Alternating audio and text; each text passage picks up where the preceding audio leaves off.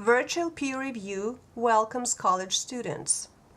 So, what associations does peer review have for you? Good feedback that you get and opportunity to establish friendly relationships with your peers? Or vice versa, harsh criticism from peers and deep offense at them afterwards? If you belong to the second group and always enter peer review with trepidation, then this article is just for you. As computer technologies develop more and more daily, most probably your teacher will choose a virtual option for peer review instead of the traditional oral mode. Recent research shows that computer technologies, if applied to peer review, make it more convenient and less stressful for both students and instructors. Moreover, online technologies allow us to make it much more beneficial for study purposes than oral feedback exchange.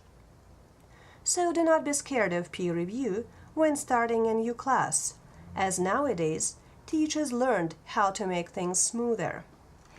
If to turn to history, oral peer review was popular in those days when computer technologies were not developed yet.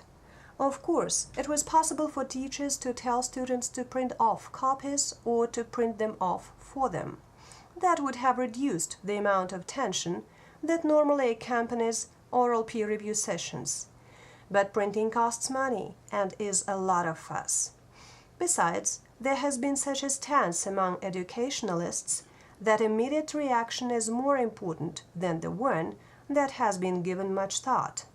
That's why oral form of peer review was prevailing in classrooms until recently. But everything changed with the coming of computers and the internet. There are numerous ways to do virtual peer review. Basically, they all can be divided in synchronous and asynchronous. Synchronous are those when you have to react immediately. These are chats. This allows them to retain some resemblance to oral mode, especially for those who love the aspect of immediacy in communication. If you are the author, you simply attach your document to your remark and your reviewer will be able to see it in no time.